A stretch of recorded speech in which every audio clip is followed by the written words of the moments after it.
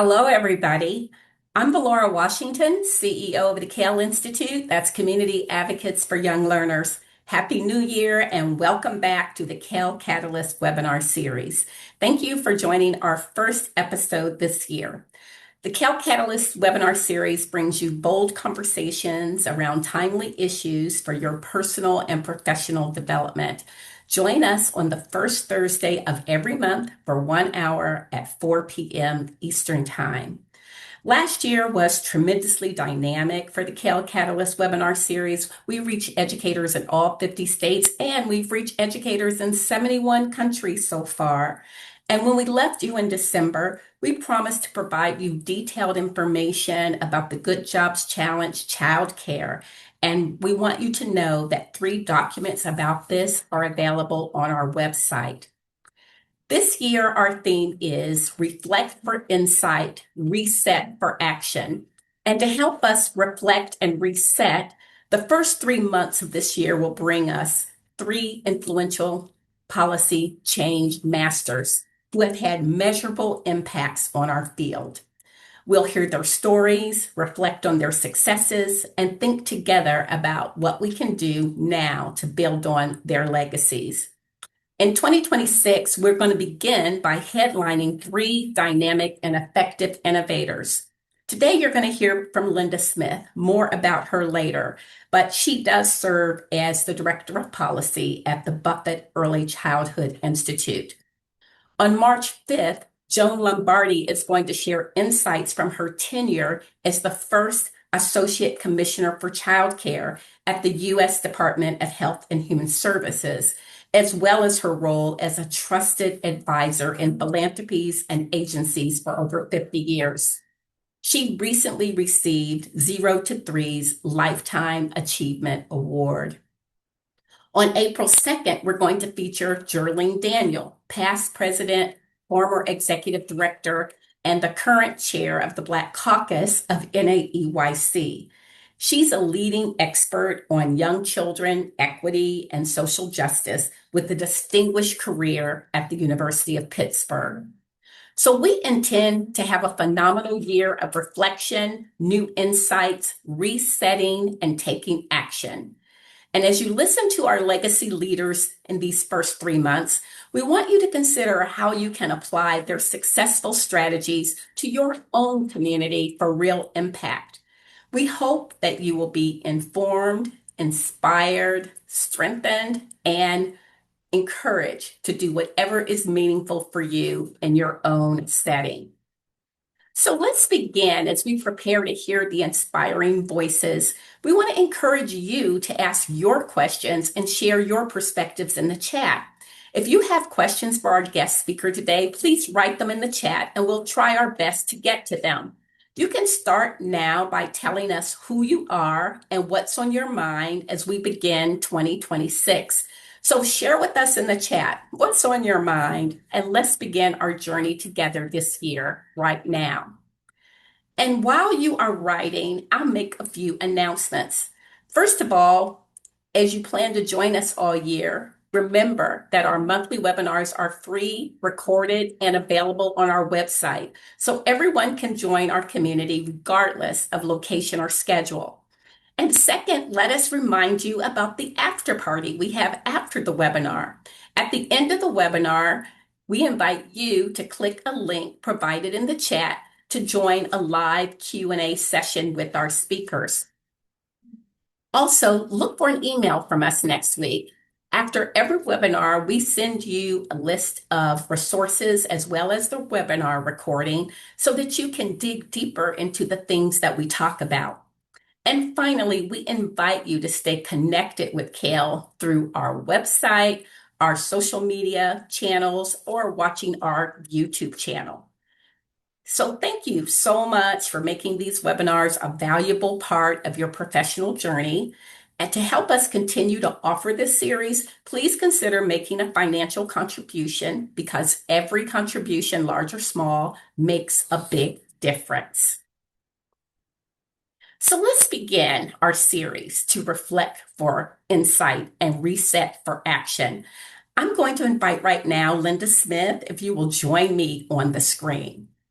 I have been looking forward to this conversation with Linda Smith. She is truly a legend in the field. She has supported the transformation of our field in so many ways, both conceptually and practically. She was a brainchild in transforming military childcare, now recognized as a model for childcare across the nation. And from that experience, Linda went on to a broader stage as she was the Deputy Assistant Secretary for Early Childhood Development and the Administration for Children and Families. Then, through Child Care Aware, she represented more than 650 community based agencies. But in everything that she's done, she had to work across political aisles and she had to work across many different opinions about what should happen in our field.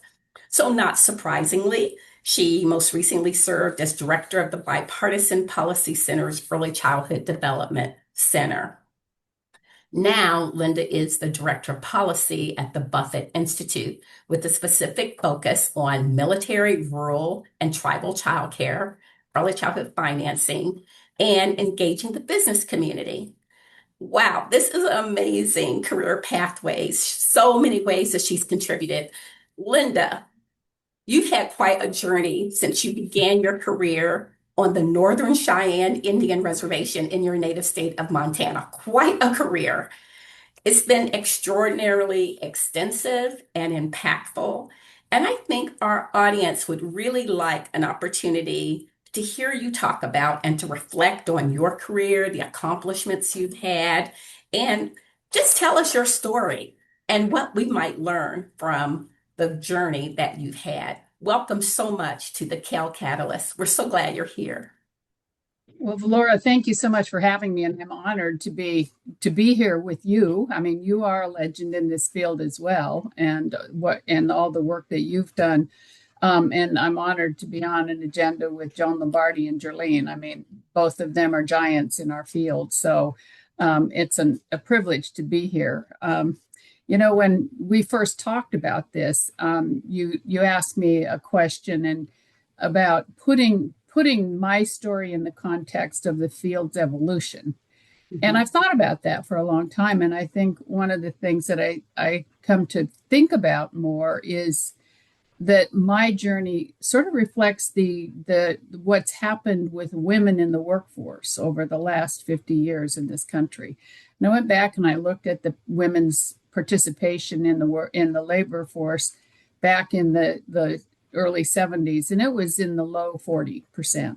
And today it's gets in the high 60s in some states, but that change over time from women, primarily being at home to women in the workforce, I think has really is reflected in some of the challenges that we have now with our childcare in this country and mm-hmm.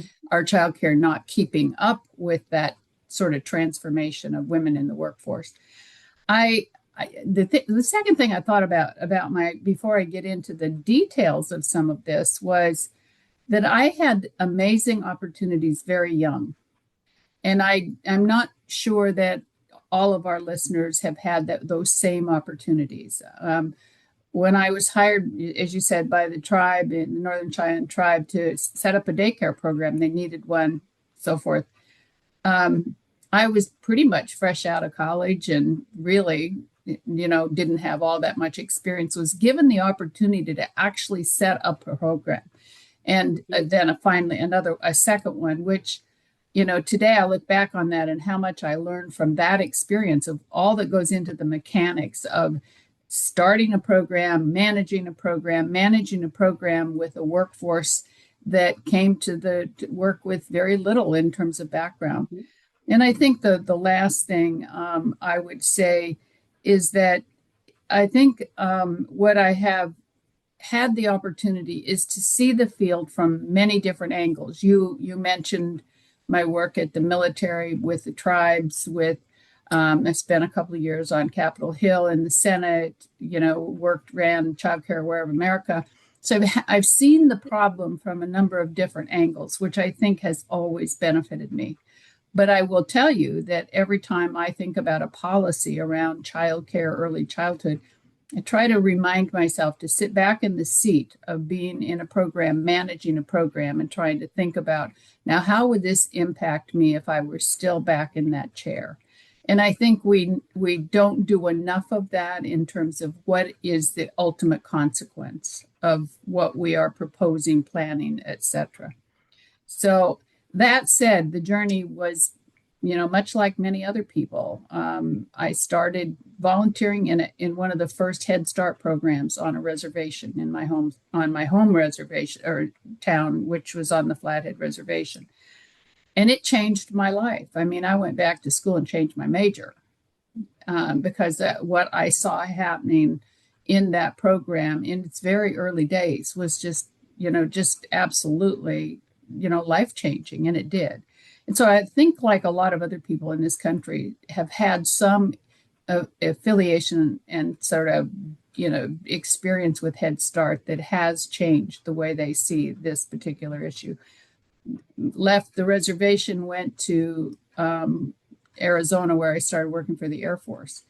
And again, I had opportunities that I don't think too many people had along the way. The Air Force military writ large was going through a lot of change back to the women's issue. Women were now allowed to stay in the military and be pregnant and get married. And now that was a change. Mm-hmm. And so the impact that had on the child care program within the Air Force, within the military system, was profound. We went from 13 children the first year I was there that were there full time to all of the children were full time over the course of a year or so. So it was a really big difference in how you had to look at childcare. It's one thing to do childcare for children part-time. It's a whole nother thing when you're responsible 12 hours a day for them. So so that really was a change maker. Went from there to a command level in the Air Force. First time they had that position. So I was able to experiment. And I will go back to the base level. You'll remember, and I'll try to be as succinct as I can, that this was during the days of CDA being implemented. The Child Development Associate credential was starting. I worked with a community college in Arizona, and we bought into the CDA training for the Air Force Base, and it transformed the program. I'm 100%, we'll talk about that, behind competency-based training as the right place to start. And we can talk about this as we go forward. So when I went to the Major Command, it had worked at the base level, so we did it throughout the Major Command that I was at, MAC headquarters. We had 18 bases, and we hired a degreed trainer, put him in every one of our centers, and literally changed the face of those programs. So that worked well, then was ultimately hired by the Army here in Washington, D.C., because they were interested in the CDA as well. And so went there and we started the CDA training program for the Army. I think those were pretty big decisions, and one of the things I want to talk about on this is getting back to the basics and where we go. So after that, we knew we had some child abuse allegations in the military, and so we were on the hook with Congress to do something about what was going on in military programs. The Secretary of Defense's office knew there was going to be legislation, and so I was hired to go to the Office of the Secretary of Defense. Again, first time anybody had the job, so a lot of my ability to be creative, I guess, would be, or do things where you could try things because no one else had been there doing that. And so that worked well.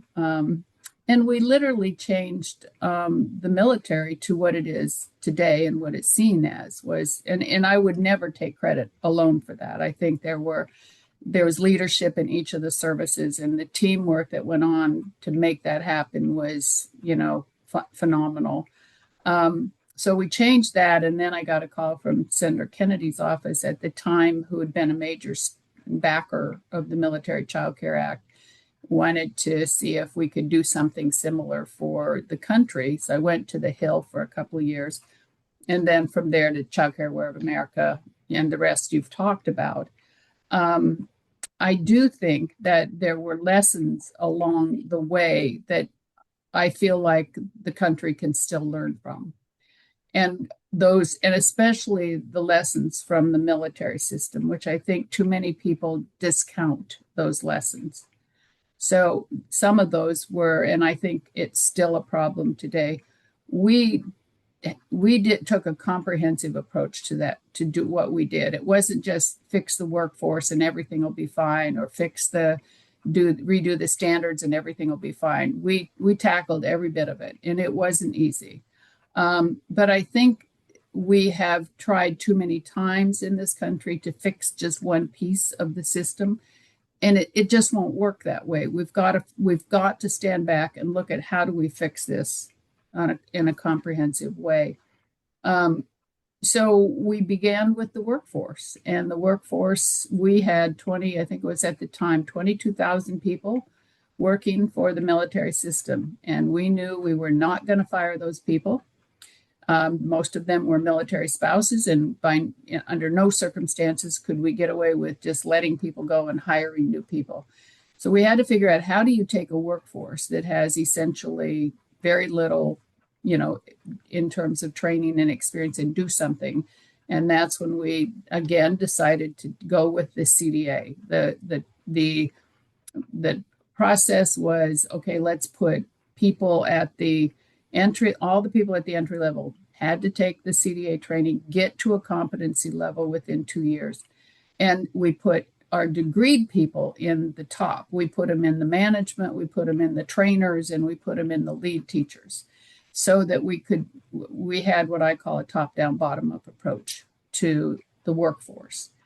And they were paid on, the training was on the job, paid for. They got, they didn't have to do it on their own time. And it worked.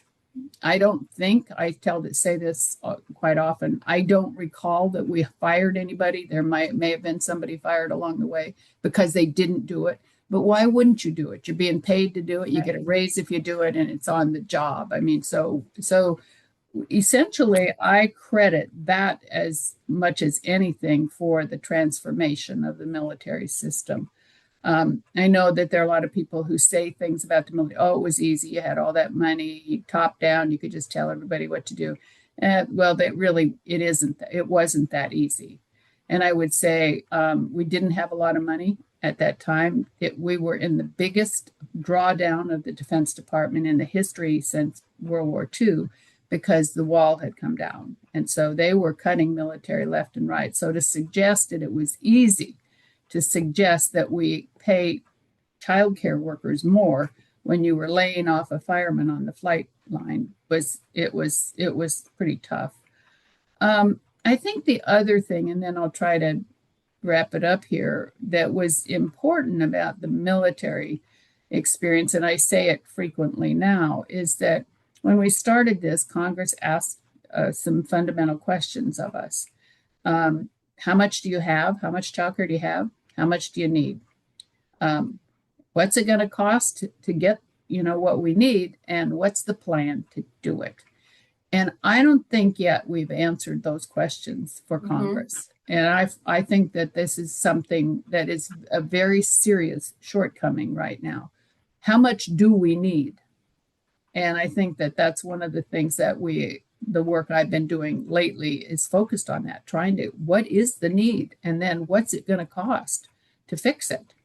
Because you can't just keep going wildly asking for more money without some kind of data to back it up. So I think that sums up the journey. I think I've been extremely lucky to be in many of the jobs I've had, to have opportunities and to be creative along the way that a lot of people don't necessarily get today. Yeah, you mentioned opportunity and creativity. One of the things that I've always admired about you, Linda, is that you do have the big picture in mind, what you call the comprehensive approach. But, that's very challenging for many of our state administrators and nonprofit administrators today because of the circumstances that we're finding ourselves in right now with all the funding cuts, the situation with how we support our immigrant families.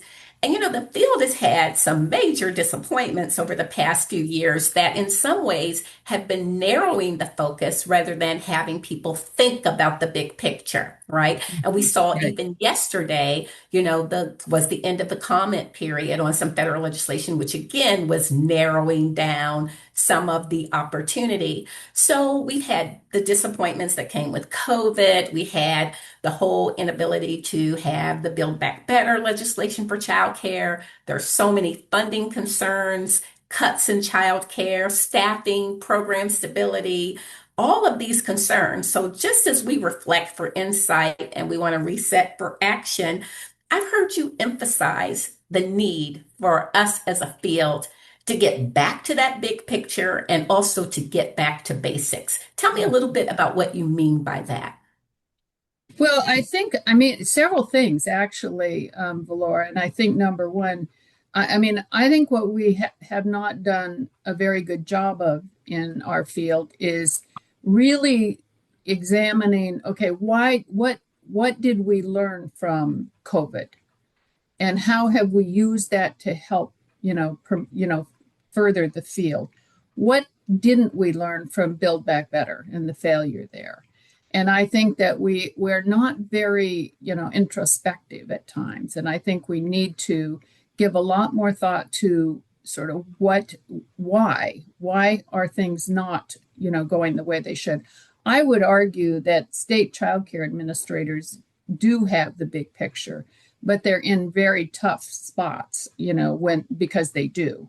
And I've been saying lately, I know we're all concerned about cuts, budget cuts. I would say what happened this week with getting the small, yes, there's small increases in childcare funding, 85, million in childcare, 85 in Head Start, are wins in this climate. And I don't think we shouldn't be happy. That's not what I'm suggesting, but I am saying that given the climate that we're in, we need to be realistic about what our expectations are.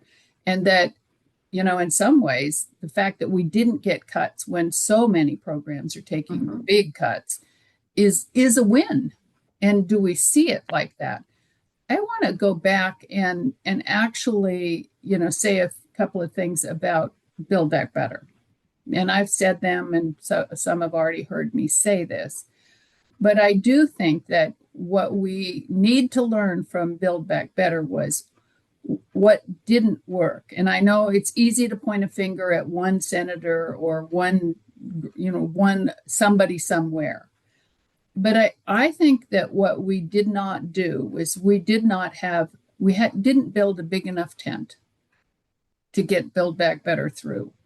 And I think that we need to go back and rethink this. I mean, it is very difficult when you're trying to pass a bill as big as Build Back Better was, $400 billion. It's very hard to pass it with only the advocacy community, saying we need it. And what we didn't have was we didn't have business support. We didn't have the faith community. We lost that community. We didn't have a whole hue and cry from parents on this. So what is it how do we build a bigger tent here? And, Valora, what that takes is going to be, we have to come to the table. And sometimes that means we have to compromise, or we have to start listening to what other people need in order to come to some agreement on how we can proceed. And I really do think it's time for all of us to become more pragmatic, more realistic about what can be achieved in the next few years, given the current climate.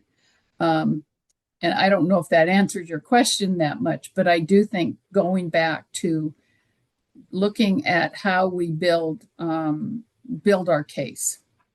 And Yeah, it's a really good point that when everything else is being cut, and even when Head Start and other things were slated to be eliminated, there were in fact increases, not the level that we'd like, but there have been very recent increases. How do we build a better tent? This is a push-pull situation because you mentioned how the increase of women in the workforce played a big part in the expansion of childcare. Well, what we're seeing now is that a lot of women are saying it's not affordable to work. And Right. so families are making all kinds of alternative arrangements. Um, and also the price of child care is so expensive. So how do we build that bigger tent, especially with families in this environment?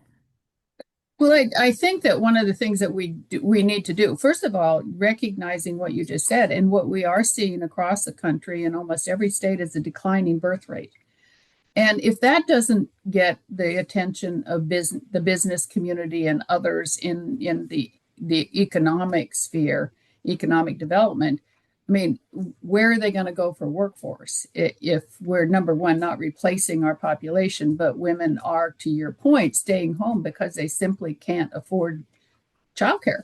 I mean, when your whole paycheck goes to childcare, that's a really interesting dilemma for people to be in. And so, we can have all kinds of debates on, well, it should be the joint income of the family and all those conversations. But the reality is, the way people look at it is if it's cheaper for one person, whether it's mom or dad, to stay home than it is to pay for childcare, then we've got a problem in this country.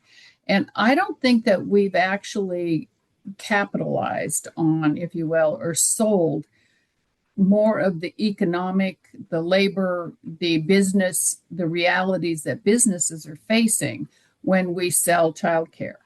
And I will go back and say, and probably will get somebody in the audience a little bit upset about this, but what I hear all the time is early childhood advocates continually describing the problem. And I would say, okay, yes, we have a broken business model. Yes, childcare costs more than most families can afford to pay.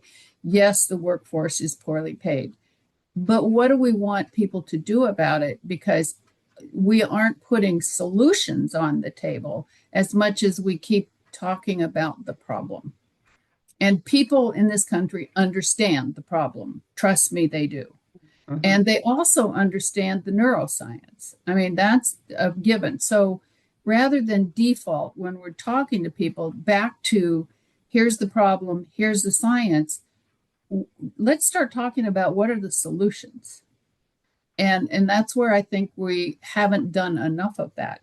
Again, going back to ARPA, we should have learned a lot from the COVID situation and the ARPA dollars. The ARPA dollars were intended to stabilize this field. This country needed it. We needed it for essential workers, etc. And it did just that. How did it do that? It put money directly into programs to allow them to continue to operate and pay their staff when the revenue went down. So, what did that teach us? It didn't just teach us that we have a cliff and we need to do something. It taught us how do we fix the business model of childcare? And we need to start understanding that getting stable money into these programs is the only way to allow them to pay people better, to keep the doors open during the ups and downs of childcare, of the market and the people coming through the door. And I don't think we've capitalized on what did we really learn and why. So now we're back to we need more money for subsidies, thinking that that's going to fix the problem. And it really can't fix the problem. Subsidies alone can't fix the child care. And so how do we get money into these programs to stabilize them and give them the resources to pay people without passing those costs on to parents? I And think yeah, no, as I'm we just saying that's a good question for this audience Great question. to Because think I about. think as we reflect for insight, you're absolutely right. I know that I was part in the very, very early 80s. The foundation community came together to get a lot of businesses to write a statement about childcare. At that time, people would go, well, what about childcare? That's over. They all know about childcare now. So as we reflect for insight, that's been a huge progress that has happened over the past decades. But this idea of resetting for action, what can people do about it? I think what people are hearing is we need more money, we need more money. What can we say beyond that to the business community? Exactly. And, I just put a report out last week on the tri-share model, which has been, going around the country. And there's several states, I think there's 15 or 16 now doing some version of tri-share. And I think there's this thing, well, we don't want that. We want, free universal childcare. Well, again, and I think this gets back to, people's philosophy, and I give people that, that there's this desire for, that kind of vision. However, do I see that happening in the next, I don't know, 10, 20 years? I don't see that being a reality in the United States. Yes, I applaud what New Mexico is doing and what Vermont's doing, and I think it's great. But not every state has a trust, an oil and gas trust fund. And so what else are we putting on the table that would say, incrementally, how do we begin to build this system? Because, and I don't think that we've actually come up with very many solutions. Now, I think TriShare is one we should be looking at, not because it answers all the questions. I don't think it does. I say it in the report. But on the other hand, it does offer some opportunity to look at a shared responsibility model, which for many years we were all saying we wanted. And now do we not? Are there states where this will work? I think Missouri is a good example where TriShare is getting support from government and business as well as the child care community. So maybe it's only one state solution, but I don't think we should be poo-pooing, if you will, some of these efforts to try and figure out how do we finance this. What are businesses saying to you right now? I know that a lot of your current work is interacting with the business community. What are you hearing? Well, the first thing, Valorna, that's a really good question. I think what our field has not done is business doesn't really understand why it's such a problem. And what I have seen happening, the more you engage business in the conversation and the more they understand why the business model doesn't work, then the more they get on board with what's the solution. But until they understand the problem, it's hard to get them to support us.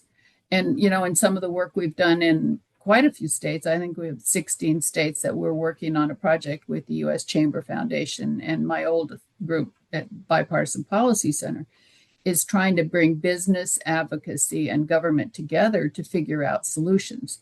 Well, my experience has been when business understands the problem, then they get on board and they'll move with you to solutions. And I think what business is saying is, we need solutions. And they're also, one of the things I think we're learning now from TriShare model is they're looking for some type of support for their employees that is more equitable. So in other words, if you pick out one segment of a workforce, what is the message that the business is sending to its workforce? So where the TriShare model and what Michigan is doing right now is really good is that they are letting businesses expand so that they pay the state doesn't pay a share, but business or parents pick up more of a share, but all employees get something. And I think this gets back again to one of the problems that we have in this country in getting the advocacy around this is that a lot of people who are really struggling with childcare don't see themselves in the solutions that are being put out. So if you're in the, moderate working, lower income to moderate income family, and you're still struggling with childcare, what's the solution for them? Yeah, absolutely, because not everyone is an employee of these kinds of companies. And then even among employees of these kind of companies, you've mentioned the generation decline in population. We've talked a lot about Generation Alpha, those children born in 2010. And since we're starting a new year, I guess I should point out 2025 starts a new generation, the new generation called Generation Beta that we're starting right now, which is expected to be an even smaller generation than Generation Yeah. Alpha. Mhm. So, how do we get people who don't have kids to want to invest in this smaller and smaller proportion of children? Mhm.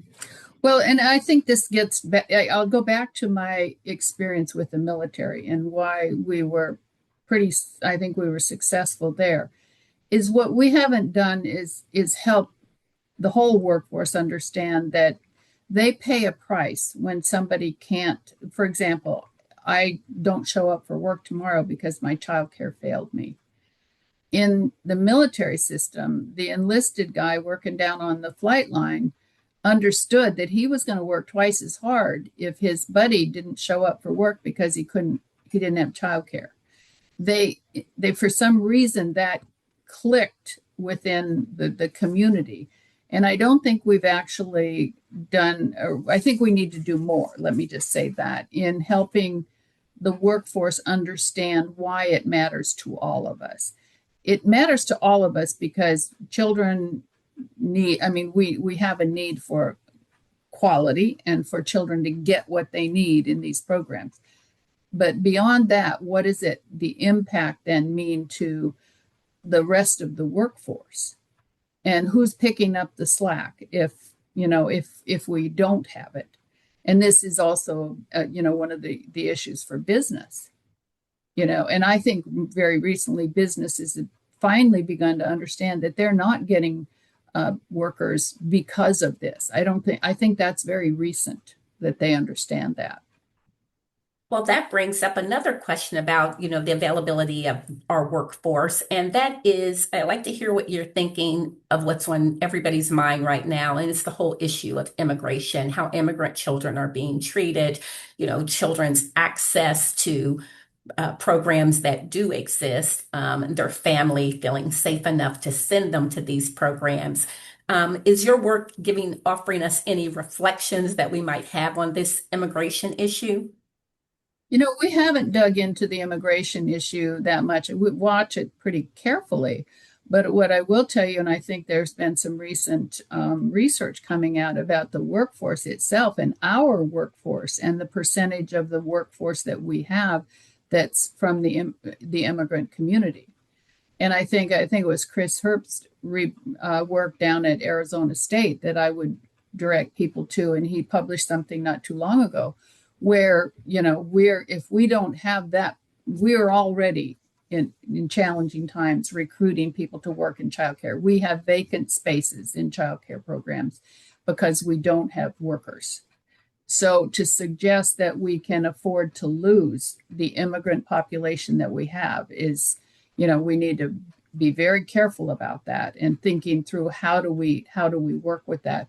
I think the second thing is, and his research shows it, that the immigrant population that works in childcare right now has higher education and credential levels than some of our our non-immigrant workforce.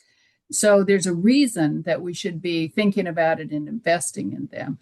To say nothing about the children that they work with needing good role models that speak their language, that look like them, etc. I think that's another important aspect of what we need to be thinking about here.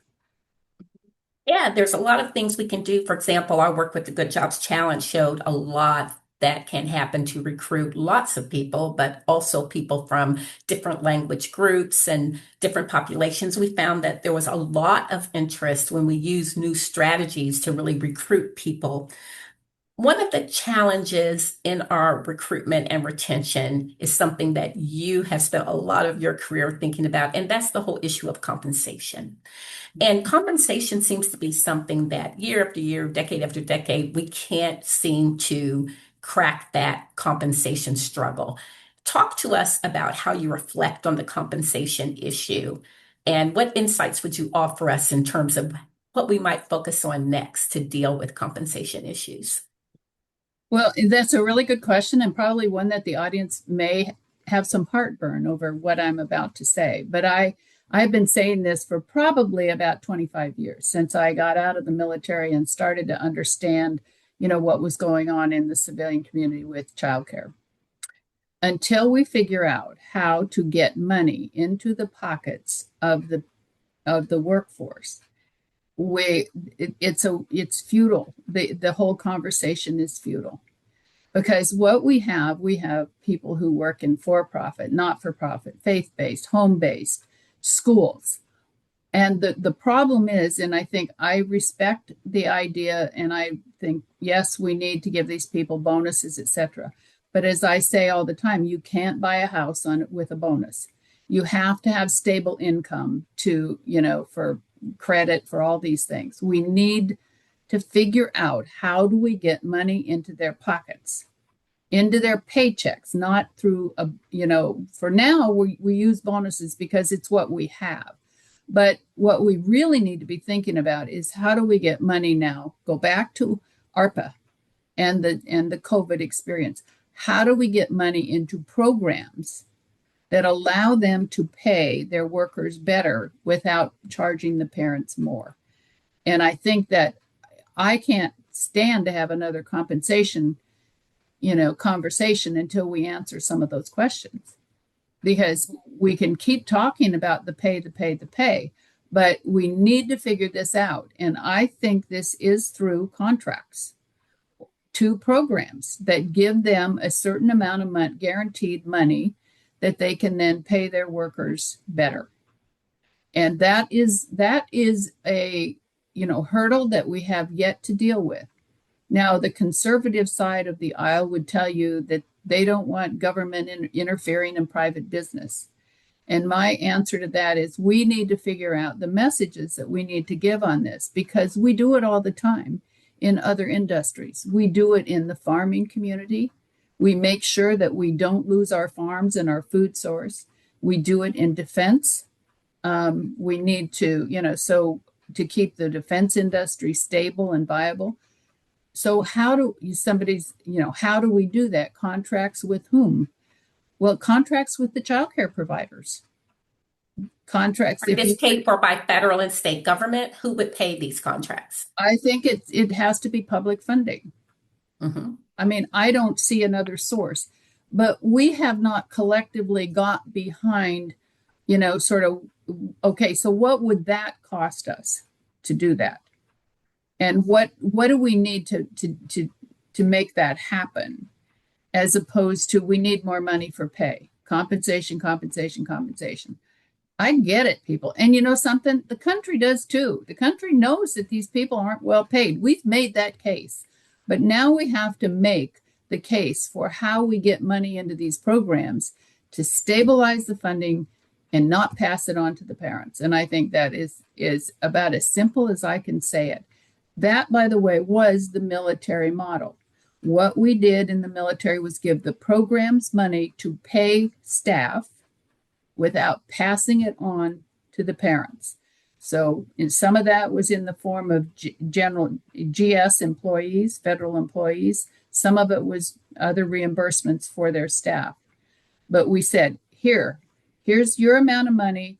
Now you're going to pay your people better. You're going to train your people. You're going to give them benefits. And oh, by the way, you're not going to charge the parents more to do this. You've got the money over here. You can call that a contract. You can call it whatever you want, but it's that funding that was stable that allowed them to make those changes that I described earlier in that system. And that's why I say the military system still does have, lessons to be learned for the rest of the country. Well, you've made an excellent point that this kind of cost sharing, or contracts, as you call them, is not something that would be invented for the childcare industry. It's something that's already happening all over the place. But I want to ask you a question that perhaps cannot be answered. To what extent is the fact that we are a profession dominated by women, have heavy involvement by people of color, makes people reluctant to do that for our industry, where they do it for many other industries. Do you think that's a factor? How much? There's no answer to this question. I'm just wondering your opinion. Well, yeah, and it would be an opinion, and I would say that I think that there's something to what in that, but I also would hesitate to say that until I really heard us put forward the arguments that we need to make before we say that it's because we're women they're not listening to us. I think right now, because of what we were talking about earlier, it's the declining birth rate, the need for the workforce, businesses can't get workers. I think this women's issue it's still out there, but I think that the case can still be made for why, whether you like it or not, we need to do this. I mean, I think it's that it gets down to the business bottom line, which a lot of, our folks don't like to hear that. But I think we need to come up with the arguments that we put forward for why we need to do some of these things. And I don't think we've done that. Back to one of your points, I think, we all favor a system based on parent choice. I think most of us do. And what my argument is to conservative lawmakers is, well, because we don't have some of these things in this system, parents really don't have a choice. If you want to support parent choice, then we need to have a certain level of, stable funding so that parents actually can go out there and purchase care on the, in the marketplace and not be, scrambling for anything. Just anything will do. So you mentioned that we're big on identifying and articulating the problem and short on solutions. If we were going to have a message that would work in today's environment, what message should we be giving? And are there other messages based on the audience? What messages do you think we should be working on right now? Well, I think to your point, Valora, when we started this conversation, the conversation needs to be had about basics and and understanding what it is that we're trying to do and why. And I go back to, you've heard me, or maybe you haven't heard me say this. I've been saying it as publicly as I can. I think we should set a goal in this country to have one CDA competent person in every classroom in this country in 5 years. Well, I've been saying for years, CDA is the best first step. So it is. And it's a baseline, but it's something that people can get their heads around. They understand what we're trying to say, and that, okay, we have a workforce. We know they need basic training. We want competency too. It's not just about a degree, but it's about competency. And we want competent people caring for and working with our children. So can we not say that? Now, you asked the question, I think, somewhere in the conversations we've had about the profession. Well, the truth of the matter is, and I've had people react to this again, we don't have a profession. Because we say, we have a profession, but we really don't, because there are no professional standards. We have no way of monitoring them. And that's what a profession is. The field itself needs to set those requirements and then monitor them. And can we not start with a CDA as an entry level to, this field and say, then we have started the process of building a profession? And I think that that's explainable to people. So how do we begin to do that, as opposed to a degree in every classroom when we don't have enough degrees to begin with and we can't pay them? We know that. So again, it's get back to basics. Let's start here and head in this direction. In the meantime, build the pathways and build into higher ed, a way that people can get to these higher levels. So, I think that, we can do these things. I would say back to the basics. When I was at HHS, we developed what we called the basics of, learning, caring for our children basics, a core set of basic standards that at the time we thought everyone should meet. And we looked at Head Start performance standards, childcare standards against those basics. Can we not set a minimum basic standard for childcare in this country, along with this CDA or a competency standard, and build up from that? In the military, that's what we did. We had basic standards. OSD, Office of Secretary of Defense, issued those. The services could layer on them. They couldn't do away with them. And then our goal was always national accreditation. So the goal, we haven't set that as a goal either. So can we not think about these things as, here's the basics, here's the pathway, here's the goal? And how do we begin to measure progress towards that is the question I keep asking our field. Well, I just want to name family child care because I think a lot of times in the conversation we've been having, if it's not named, people don't see the place that family child care fits into this. I wonder if you can speak directly to that. I certainly can, and I am wholeheartedly behind this. I think one of the things that we need to be thinking about with family child care. In fact, I was on a call yesterday with someone and I was asking them, do you have any vehicle for guaranteeing any level of income to family child care providers, especially in rural America? This is a big problem. I lived in eastern Montana. I'll go back a little story here. When I had my second daughter, and in the state at the time, you couldn't be in a center until you were 2. So she was in a family childcare, the one family childcare provider within probably at least a 60-mile radius. Okay. She was licensed. She took the food program. Now, that's expensive for the state to monitor that one provider out there. So how are we building into our funding the supports for those providers? Plus, if one person left that provider, when's the next person going to have a baby became questionable. So could we figure out how to keep her business stable during these time periods where she may not have enough kids to earn a living? So there complexity with family child care. I also asked states to look at their subsidy rates because I did this a few years ago at the Bipartisan Policy Center. We looked at subsidy rates for family child care are traditionally lower than centers. Yet the hours that these people work are longer. They work 12, 14-hour days. Can we think about networks? We've got great examples of family networks, family child care networks. That requires some kind of support from the public because the providers can't pay that. So there's just a lot of things that can be done with family child care. Can we attach them to centers for support? How do we deal with backup providers and when the provider's sick, what happens to the parents? So there's a lot of things to think about, but the solutions are out there. But are we putting them out in a way that policymakers can make sense? And I know that we're running out of time here, but you asked one other question and I wanted to get to it, Valora. And that was, I do a fair amount of work with state legislatures around the country. And I will tell you the one thing that state legislatures are asking, they want solutions too. They really want the field to come forward and give them some solutions.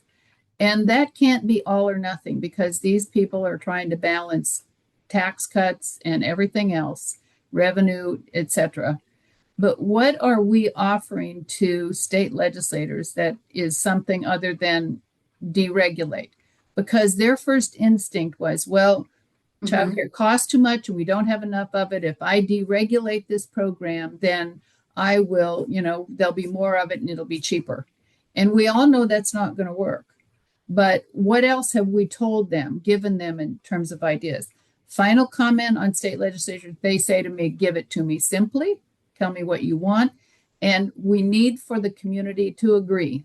If we get mixed messages from all different advocacy groups, then we throw up our hands and we just go to the next problem. And so I would say again to our advocacy community, we need to get our act together. We need to be pragmatic. We need to give concrete solutions to these people. And we need to have the data and the research to back it up. And I think we've got all those things. We do. We're just not packaging them in the right way.